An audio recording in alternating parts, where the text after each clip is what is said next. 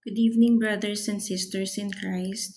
Please allow me to share my testimony with you on how I have experienced God's rest and comfort amidst trials.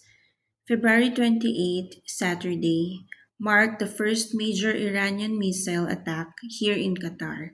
What should have been a normal day turned into a shocking and deeply traumatic experience, one I never imagined could happen in my life. Hindi lamang po sa akin, ngunit siguro pareho ng marami sa atin. Nagpatuloy nga ang mga missile attacks na ito ng ilang araw na naging 1 linggo, 3 linggo at maging hanggang sa ngayon. The fear, anxiety, lack of sleep, fatigue, uncertainties, and stress slowly built up. Frustrations started to creep in. I started to focus on things I don't have. I thought of obtaining a loan so that if something happens, at least, even if I don't get my gratuity, we have money to start over in the Philippines. Gusto ko pang mag-ipon. Gusto ko pang magkaroon ng business someday. Tapos, naisip ko, ang daming bayarin sa June. Nandyan yung insurance, enrollment, property tax.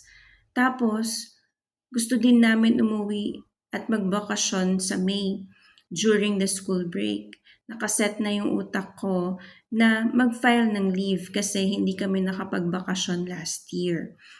So gusto ko talagang magbakasyon at makapagpahinga sa lahat ng to. But then, this war suddenly happened. So, nag-isip ako, what if sa December na lang kami umuwi para may time pa makapag-ipon? But when I checked the ticket prices, napakamahal naman. And it's not practical if it's 2 weeks lang kami sa Pinas. But then naisip ko, what if this war continues and it's not safe to stay anymore? Ano ba talagang gagawin namin? Nasaan ba ang asawa ko? Kailan ba siya makakauwi? Tanong ng tanong na yung mga bata kung kailan siya uuwi. Ang hirap sagutin.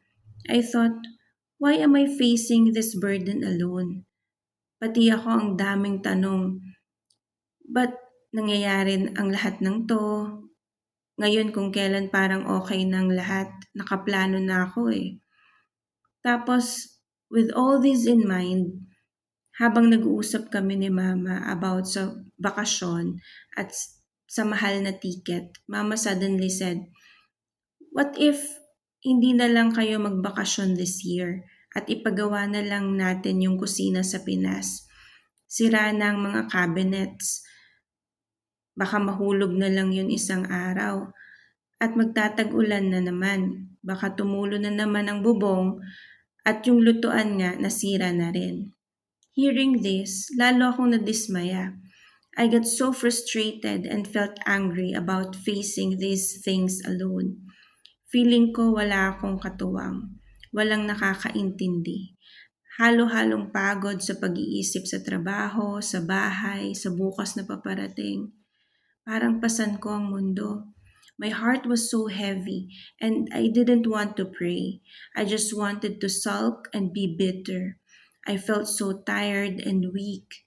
Then later on, after ilang araw, I found myself grumbling about little things. I still didn't want to pray. So I hardened my heart despite the Lord's tuggings. Until one morning, as I was about to go to work, nagbook na ako ng Uber. I got out of the house feeling really sad. Kinausap ko ang Panginoon. Sabi ko, Lord, why do I feel sad? Bakit ako nagmamaktol sa kahit maliit na bagay? Why do I feel so ungrateful? Why do I worry about so many things? Saan ba nanggagaling ang mga isiping ito? Bakit hindi ako masaya? Then I was reminded of Psalm 103.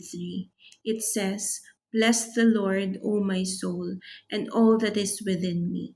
Bless the Lord, O my soul, and forget not all his benefits. I started to cry inside the Uber, asking the Lord's forgiveness for being ungrateful. I asked the Lord to change my heart and renew my mind so I could discern the lies of the enemy.